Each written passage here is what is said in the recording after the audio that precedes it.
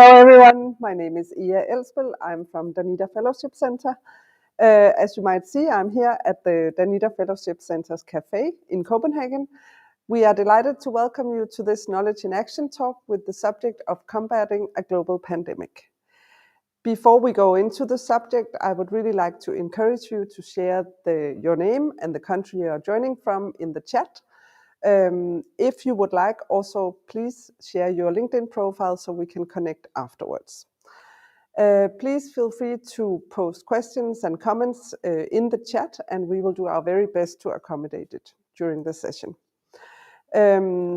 As you can see, this session is being live streamed on Danida Fellowship Center's Facebook, LinkedIn, and YouTube channels. Okay, so we have to do something else because the sound is coming out.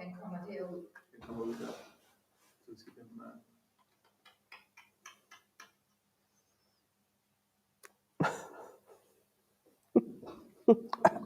Altså jeg kan selvfølgelig godt mute den. Ja, og så gå tilbage på krydset, men det er jo ikke sådan super.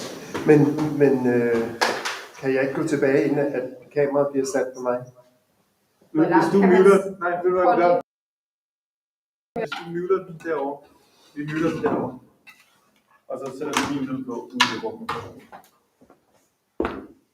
Nej.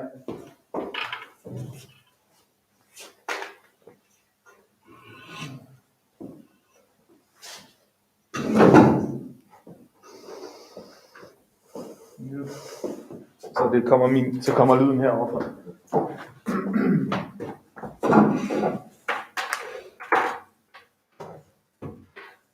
Hello? Ja, prøv at sige noget der. Ja, hello. Hvordan går det? Det går godt. Og, Elena, can you try and say something, please? Hi everyone, I'm Elena Adamus. I work at the FC. Can you all hear me? Yeah, thank you so much. So det virker. Okay. So we start from the top. Okay. Yeah.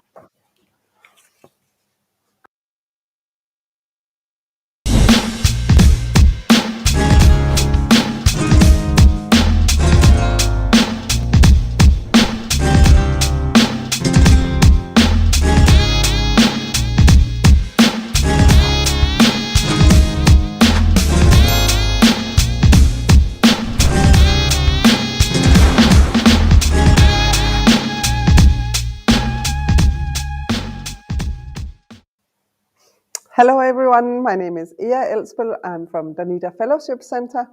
As you might see, I'm standing here at the cafe in Copenhagen, and we are very delighted to welcome you to this Knowledge in Action talk with the subject of combating a global pandemic. Before we start, I would like to really encourage you to share your name and the country you're joining from in the chat. If you would like, please share your LinkedIn profile as well, so we can connect afterwards. If you have questions or comments, please post them in the chat during the session, and we will do our very best to accommodate it. As you might see, this session is being live streamed from Danida Fellowship Center's Facebook, LinkedIn, and YouTube channels. Now I would like to introduce you to Dr.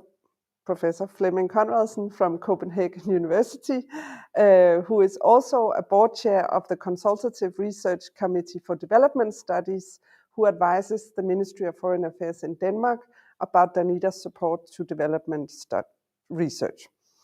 We have invited Professor Flemming to facilitate this talk today because of his knowledge within COVID-19 and also because he's been very active in the debates around COVID-19.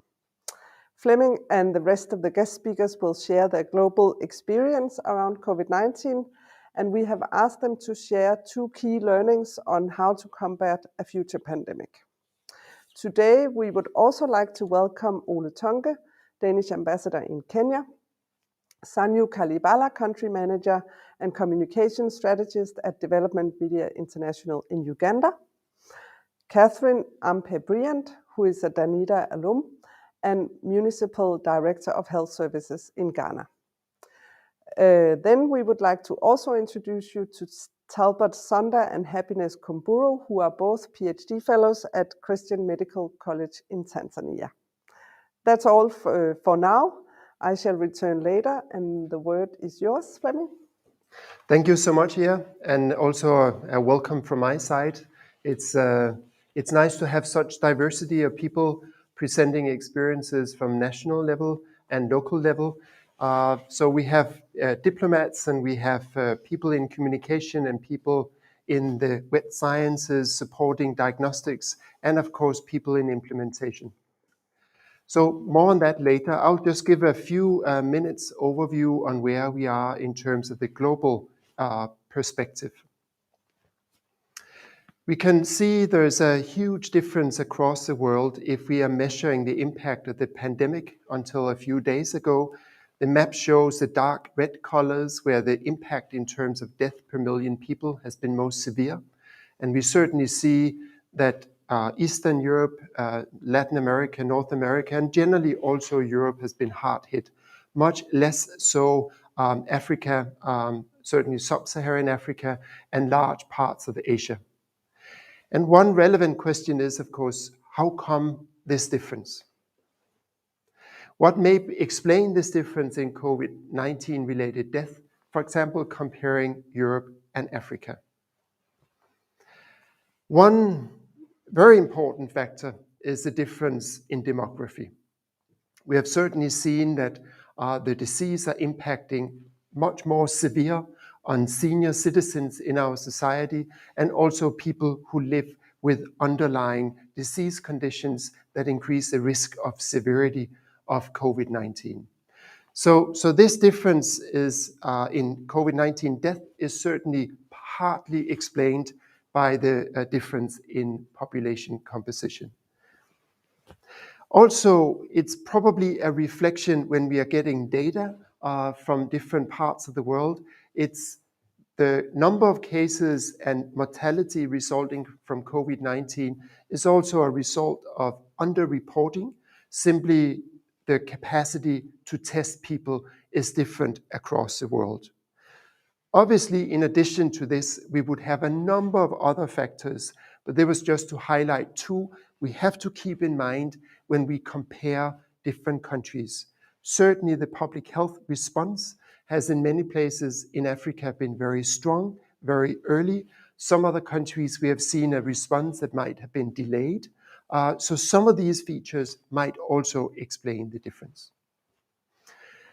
It's also important for us to not just focus on COVID-19 death and COVID-19 related disease burden, but also looking at the indirect impacts of the pandemic, because that has also differed around the world. But one thing for sure is that there's a whole range of health impacts that are indirect and in relation to the pandemic beyond measuring COVID-19 death.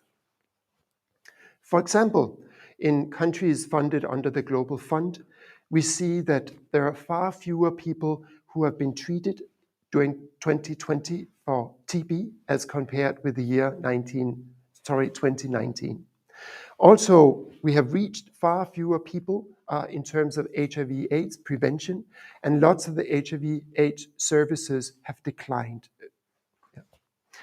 One other very different aspect is that there has been an impact of the pandemic on the rollout of family planning services. This is expected to result in a significant increase in unwanted pregnancies. So some of these impacts are related to the fact that the services that are being offered is impacted because healthcare personnel have to deal with COVID-19. Maybe they're afraid of showing up for health services because they don't have protective equipment. They may not be vaccinated. But part of it is also because during lockdowns, transport to health facilities has been more difficult, but also people are scared of getting infected and stay away from maybe antenatal care services.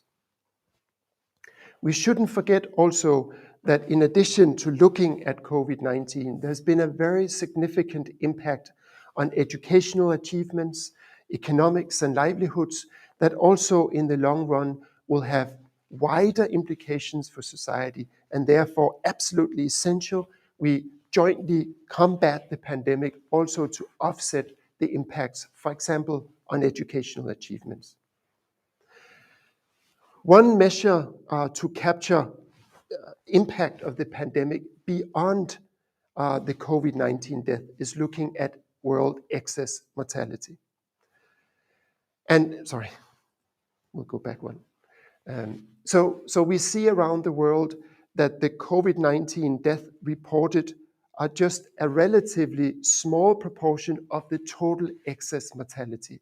Most significantly, we see this, for example, in Eastern Europe, in Russia, parts of Latin America. So we should remember that COVID-19 death is one thing, but we have to look at the greater picture, how excess mortality has changed. Just before I finish up, I would love us to discuss global health governance. How have we as a globe, institutions, societies responded to this pandemic in terms of coordination?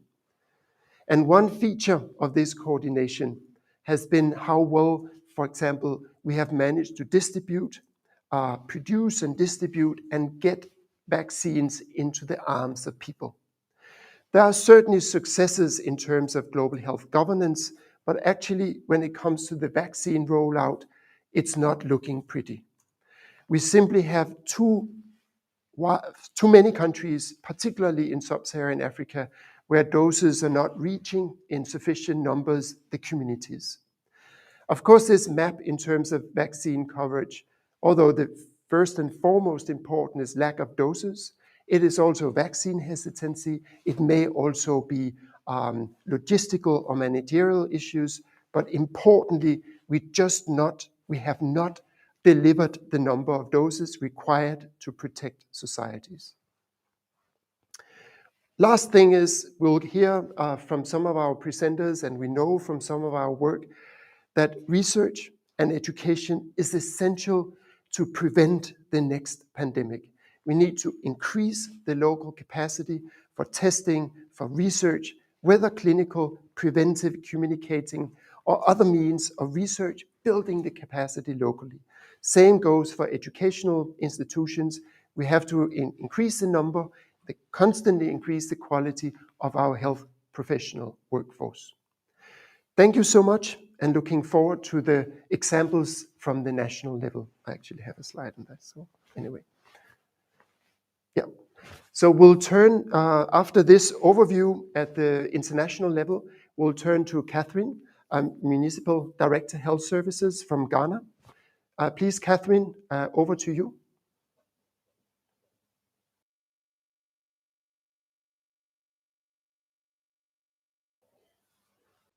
Hi everyone, thank you very much for having me. Thank you, Flemming. And I'm Catherine, and I'm the Municipal Director of the Health Service, and I'm contributing to this talk by talking about my experience. So I will show you now a picture. And yes, so this is where I work, and I will introduce you to my scope of presentation, giving you a brief update and key learnings. Then I will give you some updates of COVID-19 in Ghana, and then I will talk about the 5 key national strategies. And I will therefore conclude with the impact of COVID-19 on healthcare delivery and integration of health services. And then again, I will slide to 2 main key learnings.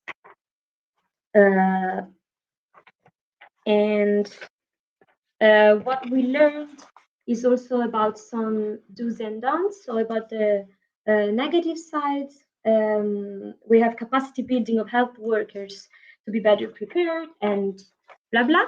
And then by the end, I will give my acknowledgement to the government of Ghana and all the stakeholders. So thank you very much.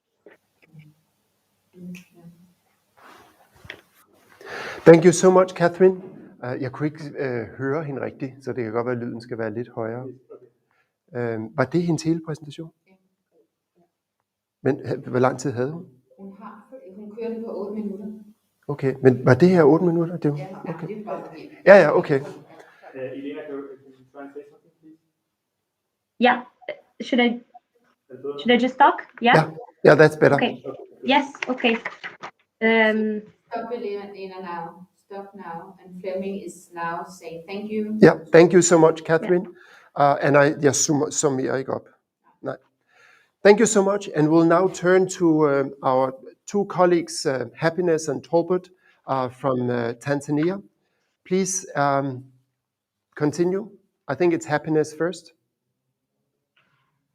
So hi everyone, thank you so much. I will present. So I'm Happiness, and I will talk about knowledge in action combating a global pandemic, and I will give you some insights into my research with Tolbert.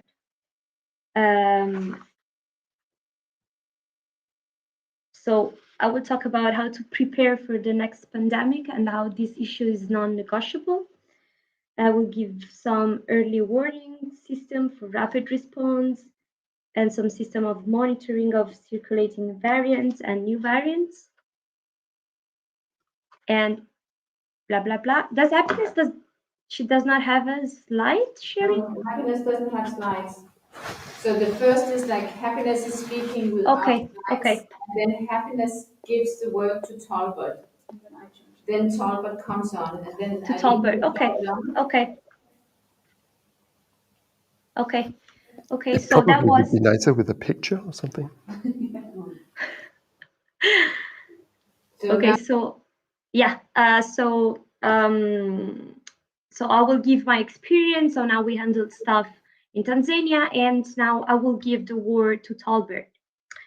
So I will talk about how to combat a global pandemic within our research, and I will give some insights into how to prepare for the next pandemic and how this issue is non-negotiable. I will talk about early warning system for rapid response, such as the whole genome sequence and monitoring of circulating variants and new variants. Then I will give some lessons that COVID-19 has taught us. Combating global pandemics needs global concerted efforts, strong regional and international collaborations, working in silos is not an option, and strengthening local capacities at the source. So rapid data, integration, sharing, and response. And I think that was it from my side. I will give the word to Flemming.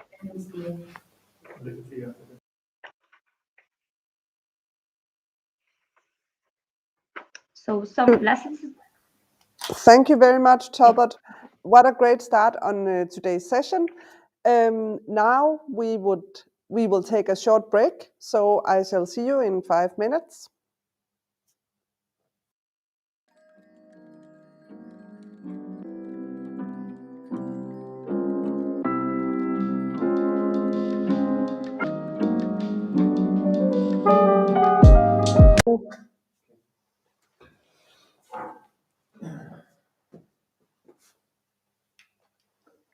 Siger jeg noget?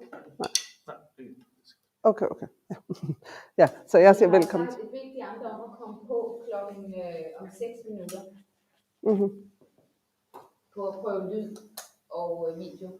Okay. Jakob på den ja, men der behøves Flemming ikke at være med. Nej. Okay, fint. Jeg kan også lige lidt skifte tøj. Og så i mellemtiden vil jeg gerne oplade jeres mikrofon. Ja. Okay, så vi tager ikke resten nu? Eller hur? Vi kan godt tage resten. Ja. Det gør vi efterfølgende, ikke? Altså, vi har 5 minutter tilbage, så skal vi gøre det bagefter. Det gør vi bagefter. I siger bare, hvad I synes. Ja.